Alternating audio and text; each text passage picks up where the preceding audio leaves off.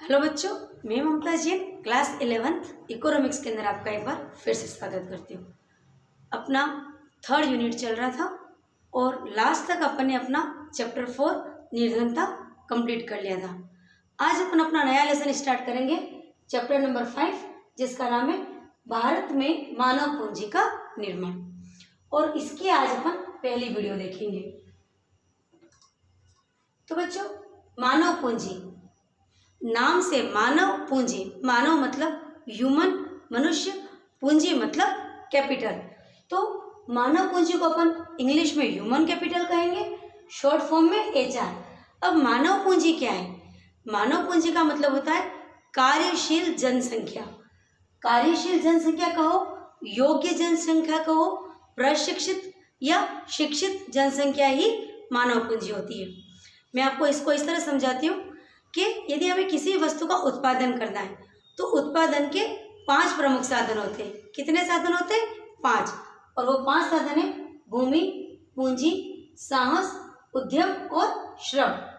हम कोई फैक्ट्री लगाना चाहते हैं, कोई दुकान करना चाहते हैं, कोई कारखाना चलाना चाहते हैं, कोई ऑफिस चलाना चाहते हैं, उसके लिए हमें जमीन चाहिए, भूमि चाहिए, उसके ऊपर हमें मशीनरी लगाने के लिए, फर्नीचर लगाने के लिए, संसाधन दूसरे लगाने के लिए, इंफ्रास्ट्रक्चर लगाने के लिए हमें क्या चाहिए? कैपिटल, पूंजी चाहिए। इसके बाद हमें साहस होना चाहिए, यानी रिस्क लेने की कैपेसिटी, क्षमता होनी चाहिए कि हम ये रिस्क, ये जोखिम उठा सकें। उसके बाद हमें एक मैनेजमेंट की आवश्यकता होती है और जो सबसे महत्वपूर्ण साधन है वो है श्रम, अर्थात श्रमिक। बिना लेबर के न कोई ऑफिस चल सकता है, न कोई कंपनी चल सकती है, न कोई फैक्ट्री, न कोई विद्यालय, न कोई अस्पताल। यानी किसी भी तरह का उत्पादन या दुकान या फैक्ट्री या अस्पताल या ऑफिस चलाने के लिए हमें उत्पादन के 5 साधनों की आवश्यकता होती है। और 5 में सबसे महत्वपूर्ण साधन होता है मनुष्य या मानव स्वयं। तो उत्पादन के 5 साधन के अंदर श्रम, जिसको श्रमिक कह दो, वो कहलाता है मानव। और मानव जो है वो एक सक्रिय साधन है। कैसे सक्रिय साधन है? जैसे कि अपन बात करते हो, आपने एक फैक्ट्री लगा दी, आपको उसके लिए ज़मीन मिल गई, आपने बहुत सारी मशीनरी, बड़े बड़े मशीन लगा दिए और उसके अंदर आपने पैसा भी इन्वेस्ट कर दिया। अब आपने मैनेजमेंट भी कर लिया, लेकिन क्या बिना मनुष्य के वो फैक्ट्री चल सकती है? तो बिल्कुल भी नहीं। अर्थात यदि कोई आपका हॉस्पिटल है, कोई विद्यालय है, कोई ऑफिस है या कोई कंपनी या फैक्ट्री है, उसके अंदर आप कितने भी करोड़ों की मशीनरी लगा दो, बड़ी बड़ी बिल्डिंग लगा दो, फर्नीचर लगा दो, इंफ्रास्ट्रक्चर अच्छे कर लो, लेकिन जब तक उसके अंदर मानव अर्थात श्रमिक नहीं आएगा तब तक वो ऑफिस, वो अस्पताल किसी काम का नहीं है। तो मानव मानव मानव न होकर के एक पूंजी है। मानव क्या है? मानव एक ऐसा संसाधन है जो साधन भी है और साध्य भी है। कैसे? यदि आपको कोई भी आपका फैक्ट्री है, उसको चलाने के लिए आपको कौन सा साधन चाहिए? मानव। और ये हॉस्पिटल का किसके लिए चल रहा है? ये फैक्ट्री किसके लिए चल रही है? मनुष्य के लिए ही चल रही है। जैसे कि अपन एक विद्यालय का उदाहरण ले लीजिए। आपके विद्यालय के अंदर पढ़ता कौन है? बच्चे। और उनको पढ़ाता कौन है? टीचर। तो बच्चों को पढ़ाने के लिए विद्यालय खोला है, अर्थात साध्य कौन है? साधन और साध्य दोनों ही विद्यालय के अंदर कौन है? मनुष्य ही है। क्योंकि बच्चों को पढ़ना है तो पढ़ाने के लिए भी टीचर है, तो बच्चे और टीचर दोनों ही मनुष्य है। इसी प्रकार जितने भी देश में आर्थिक विकास के कार्यक्रम होते हैं, डेवलपमेंट के कार्यक्रम होते हैं, कोई भी फैक्ट्री होती है, उन सब के अंदर मानव एक सक्रिय साधन के रूप में होता है। और जब तक मानव संसाधन नहीं है, वो फैक्ट्री, वो कंपनी बिल्कुल नहीं चल सकती है। तो यहाँ हम देखेंगे कि मानव पूंजी एक महत्वपूर्ण संसाधन है किसी भी देश में उत्पादन के लिए। कोई देश कितना अधिक विकसित है वो इस बात पर डिपेंड करता है कि उसकी मानव पूंजी कितनी सक्षम है, कितनी एबल है। किसी भी देश का विकास कितना होना ये डिपेंड करता है उसकी मानव पूंजी पर। चाहे वो करोड़ों की मशीनें लगा दे, करोड़ों की बिल्डिंगें बना दे, लेकिन जब तक उसको चलाने वाला कोई मानव नहीं होगा तब तक वो सब व्यर्थ है। इसी प्रकार यदि हम बात करते हैं प्राकृतिक संसाधनों की, यदि किसी देश के पास बहुत अच्छे प्राकृतिक संसाधन है, बहुत सारी खदानें हैं, माइंस हैं, पत्थर है, मार्बल है, लेकिन उन मार्बलों को निकाल करके उन माइंस में से, उन खदानों में से जितने भी धातु हैं या अन्य जितने भी पदार्थ हैं उनको बाहर निकाल करके और आगे उनको कार्यशील बनाने का काम कौन करता है? मानव ही तो करता है। तो मानव सबसे प्रमुख, सबसे सक्रिय, महत्वपूर्ण संसाधन है, इसलिए मानव को पूंजी कहा है। पूंजी बच्चों क्या होता है? पूंजी यूं तो भौतिक संसाधन है। पूंजी क्या है? कैपिटल, भौतिक संसाधन है। और मानव को भी संसाधन कहा है। क्यों? क्योंकि मानव भी पूंजी है। जिस प्रकार किसी फैक्ट्री को चलाने के लिए अन्य संसाधनों की आवश्यकता होती है, ऐसे ही मानव संसाधन की भी आवश्यकता होती है।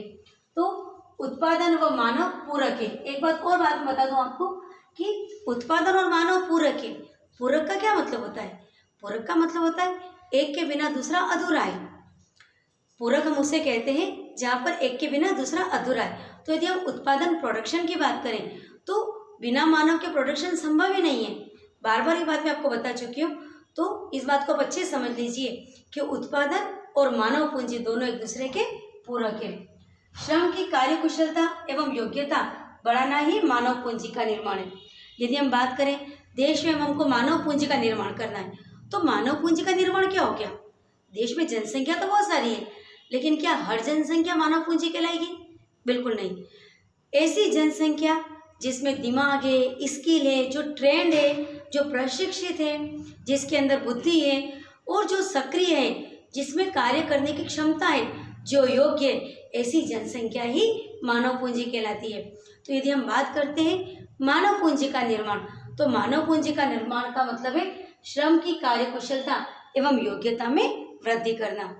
मानव के श्रम की कार्यकुशलता एवं योग्यता में वृद्धि करना को ही हम कहते हैं मानव पूंजी निर्माण। मानवीय संसाधन में किया गया निवेश ही मानवीय पूंजी कहलाता है। अब मानव संसाधन के ऊपर आप निवेश कीजिए। अब प्रश्न ये आता है कि मानव संसाधन के ऊपर अपन कैसे निवेश करें? मैं बात कह रही हूँ कि यदि आपको मानव पूंजी का निर्माण करना है तो उसके लिए क्या करना पड़ेगा? मानवीय संसाधन के ऊपर आपको निवेश करना पड़ेगा। अब मानवीय संसाधन पर कैसे निवेश करें? एक छोटा सा एग्जाम्पल ले लीजिए कि जैसे आप अभी 11वीं में पढ़ रहे हैं, आपने 1 से 11 तक की पढ़ाई करी, आप अभी आगे और भी पढ़ाई करेंगे, तो आपके माँ बाप आपके ऊपर क्या कर रहे हैं? खर्चा कर रहे हैं। तो खर्चा क्या कर रहे हैं? वो आपके ऊपर इन्वेस्टमेंट कर रहे हैं। जैसे यदि आपके पिताजी ने आज आपके एक प्लॉट लेके खरीद लिया है, मान लो उसकी कीमत 50,000 रुपये, तो 5 साल के बाद उस प्लॉट की कीमत हो जाएगी 1 लाख रुपया। तो आपके पिताजी ने 50,000 रुपये का इन्वेस्टमेंट किया ताकि उनको 5 साल के बाद 1 लाख रुपया मिल जाए। इसी प्रकार माँ बाप बच्चों के ऊपर भी तो इन्वेस्टमेंट कर रहे हैं। किस तरह से इन्वेस्टमेंट कर रहे हैं? आपको पढ़ाने लिखाने के अंदर, आपको प्रशिक्षित करने में जो खर्चा कर रहे हैं, उससे क्या होगा? कल आप एक योग्य नागरिक बनोगे। आप कोई अच्छे योग्य इंसान बन करके कोई अच्छा बिजनेस करोगे, कोई अच्छी नौकरी करोगे, तो आप कमा करके पिताजी को दोगे। तो इस प्रकार माँ बाप बच्चों के ऊपर जो इन्वेस्टमेंट करते हैं वो भी मानवीय संसाधन के ऊपर किया गया व्यय होता है। और मानव संसाधन के ऊपर इस प्रकार जो शिक्षा के ऊपर उनको ट्रेनिंग देने के अंदर जितना भी व्यय किया जाता है, जो भी इन्वेस्टमेंट किया जाता है, उसका उद्देश्य होता है मानवीय पूंजी का निर्माण। तो मानवीय संसाधन के ऊपर इन्वेस्टमेंट करके और मानवीय पूंजी का निर्माण किया जा सकता है। और यहाँ पर मैं विस्तृत रूप से आपको बता देती हूँ कि आपके पास जनसंख्या है, अर्थात जनसंख्या क्या है? मानवीय संसाधन है, और उसको अपन को क्या बनाना है? मानवीय पूंजी बनाना है। क्योंकि बच्चों जनसंख्या जो होती है वो 2 तरह की जनसंख्या होती है। जनसंख्या का जो भाग योग्य होता है, पढ़ा लिखा होता है, वो पूंजी कहलाता है। क्यों पूंजी कहलाता है? क्योंकि इसके द्वारा हम और भी अधिक कमा सकते हैं, एज ए संसाधन अपन इसको यूज़ कर सकते हैं। लेकिन जो जनसंख्या अनपढ़ है, किसी तरह की योग्य नहीं है, और 14 वर्ष से छोटे बच्चे को भी अपन इसमें लेते हैं, हालांकि अभी अपन इसकी बात नहीं करेंगे। अभी ये वैसे देखा जाए तो 14 वर्ष से लगभग 59 ईयर तक की जनसंख्या कार्यशील जनसंख्या कहलाती है, और कार्यशील जनसंख्या ही मानव पूंजी होती है। लेकिन अभी अपन को अभी इसकी बात नहीं करनी है। अभी आप इतना ही समझ लीजिए कि जनसंख्या पूंजी भी हो सकती है और देश की जिम्मेदारी भी हो सकती है। कैसे?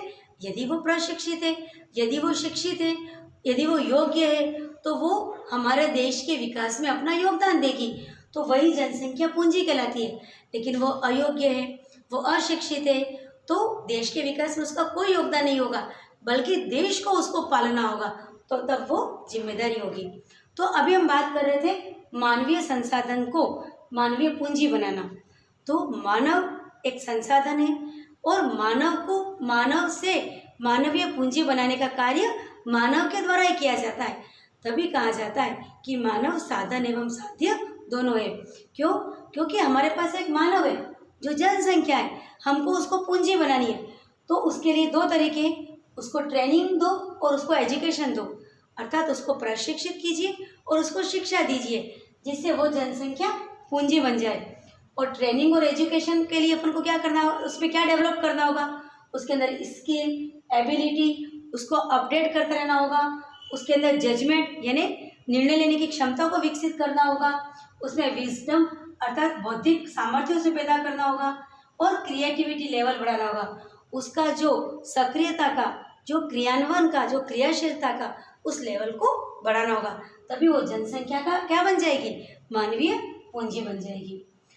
अब बच्चों बात करते हैं अपन जनसंख्या या मानवीय पूंजी का महत्व, कि हमारे देश के अंदर ये जनसंख्या, क्योंकि भारत और चीन ऐसे देश है जहाँ पर जनसंख्या बहुत अधिक है, तो वो इतनी अधिक जनसंख्या हमारे लिए किस प्रकार उपयोगी है, उसका क्या महत्व है। तो इसके महत्व के अंदर देखेंगे तो पहला महत्व है उत्पादन का सक्रिय साधन। जितनी ज़्यादा जनसंख्या होगी हमको इतना अधिक लेबर मिलेगा, है ना, तो ह्यूमन पावर मिलेगा, हमको मानव शक्ति मिलेगी, जनशक्ति मिलेगी, तो उत्पादन के अंदर अपन को मदद मिलेगी।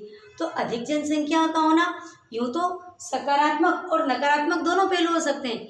यदि वो योग्य है तो हमारे उपयोगी है, ये सकारात्मक पहलू है, और यदि वो अयोग्य है तो हमारे लिए जिम्मेदारी है, ये एक नकारात्मक पहलू है। लेकिन बच्चों अधिक जनसंख्या का होना हमारे उत्पादन के अंदर वृद्धि में सहयोग देता है, तो उत्पादन का सक्रिय साधन है। नंबर 2, जितनी अधिक जनसंख्या उतना अधिक लेबर मिलेगा, तो हमें मशीनों के ऊपर कम निर्भर रहना होगा।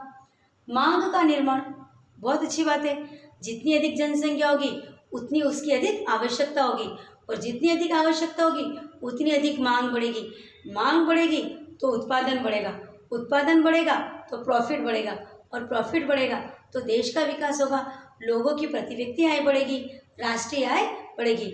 इस प्रकार अधिक जनसंख्या का होना अर्थात अधिक मानवीय संसाधनों का होना मांग को बढ़ाता है, और मांग से उत्पादन बढ़ता है और देश का विकास होता है। शोध, अनुसंधान और आविष्कार होते हैं, सही बात है, आवश्यकता आविष्कार की जननी है। जितनी अधिक पब्लिक होगी उतनी अधिक समस्याएं आएगी, उतनी अधिक बीमारियां फैलेगी, उतने अधिक रोजगार के साधनों की सृजन की आवश्यकता होगी, तो उतने अधिक शोध होंगे, अनुसंधान होंगे, चिकित्सा के क्षेत्र में नए नए शोध होंगे, हमारे वैज्ञानिक नए नए खोज करेंगे। तो अधिक जनसंख्या का होना, अधिक मानवीय संसाधन का होना इस तरह से हमारे लिए बेनिफिशियल होगा। यदि अपन एग्जाम्पल देखें अभी कोरोना का, तो पहले कभी कोरोना नाम की बीमारी नहीं थी, तो उसके ऊपर खोज भी नहीं थी, संसाधन अनुसंधान ही नहीं हुआ था। लेकिन यदि नई बीमारी आई है तो नई खोज होंगे, नए अनुसंधान होंगे, और हमको और नई नई बातों की जानकारी मिलेगी और हमको सफलता मिलती जाएगी। इसके बाद कौशल निर्माण को बढ़ावा होगा, वही बात है, पब्लिक अधिक है, सबको सर्वाइव करना है, संघर्ष बढ़ेगा तो नई नई स्किल का डेवलपमेंट होगा, नए नए रोजगार के साधन आएंगे। आज हम ऐसे ऐसे रोजगार के साधन सुनते हैं और उसमें कार्य करते हैं जिसके बारे में हमको पहले कभी पता ही नहीं था। तो अधिक जनसंख्या का होना, अधिक मानवीय संसाधन का होना हमारे लिए पॉजिटिव होगा, उससे कौशल का भी विकास होगा। और मानव कल्याण, मानव कल्याण की बात करें तो मैं आपको बताऊंगी कि मानव कल्याण के लिए क्या किया जाता है, आर्थिक विकास किया जाता है, और ये आर्थिक विकास किसके द्वारा किया जाता है, मानव के द्वारा। तो आगे वही बात, आर्थिक विकास किया जाता है, इसको कौन करता है, मानव करता है, और किसके लिए किया जा रहा है, मानव के लिए किया जाता है। अर्थात आर्थिक कल्याण का जो कार्य है वो मानव का मानव के लिए किया जाता है। इस प्रकार जो मानवीय साधन है वो साधन एवं साध्य दोनों है। तो मानव के द्वारा मानव के लिए आर्थिक कल्याण या आर्थिक विकास का कार्य किया जाता है। इस प्रकार मानवीय संसाधन साधन एवं साध्य दोनों है। तो बच्चों आज की वीडियो के अंदर अपन ने मानवीय पूंजी, मानवीय संसाधन के बारे में देखा कि मनुष्य जो है यदि वो शिक्षित है, यदि वो प्रशिक्षित है, यदि वो योग्य है, यदि उसमें कार्यक्षमता है, यदि उसमें स्किल है, यदि उसमें जजमेंट पावर है, तो वह मानव वो संसाधन है, वो पूंजी है और उसका देश का विकास उसके द्वारा हो सकता है। तो आज की वीडियो में बच्चों इतना ही काफ़ी है। अगली वीडियो के अंदर अपन अगली बातों के साथ फिर से मिलते हैं। तब तक के लिए थैंक यू।